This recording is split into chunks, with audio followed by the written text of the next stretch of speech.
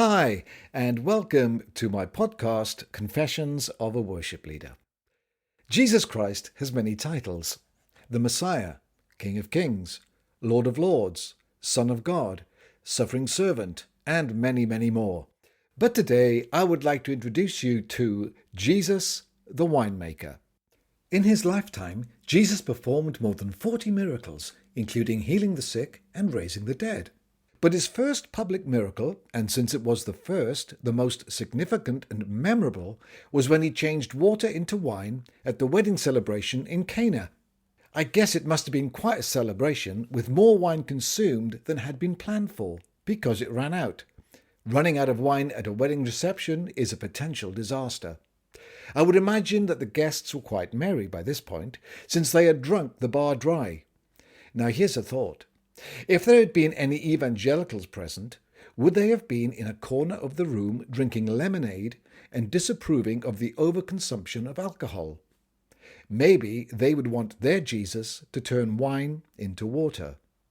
But the good news is that Jesus is not an evangelical, so his response was different once he had agreed to do something about the situation. He told the servants to fill 6 stone pots with water. Each of these pots contained between 20 and 30 gallons, so for argument's sake, let's average it out and call it 25 gallons each. At this point, I'm going to do some calculations, but please stay with me. 6 25-gallon pots would make a grand total of 150 gallons of water that Jesus turned into wine. Now 150 gallons works out at 68,191 centilitres. Are you still with me?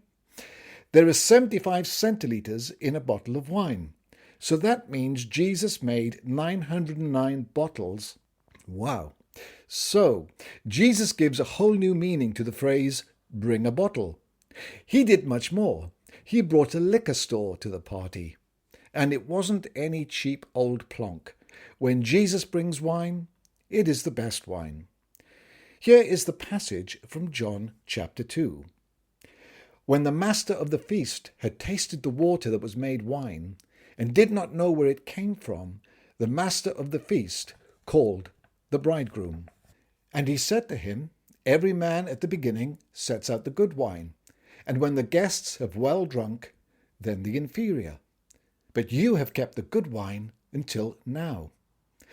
Some Christians suggest that Jesus created non-alcoholic wine, although I don't see how that would be possible, because this was the best wine.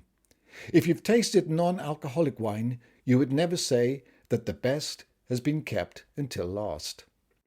In John chapter 2 verse 11 we also read, This beginning of signs Jesus did in Cana of Galilee and manifested his glory, and his disciples believed in him. I'm not at all surprised.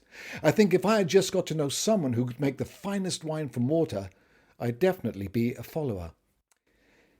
This wedding miracle in Cana was the first time Jesus revealed his supernatural abilities in public, and it teaches us a valuable lesson. Jesus can provide for our needs.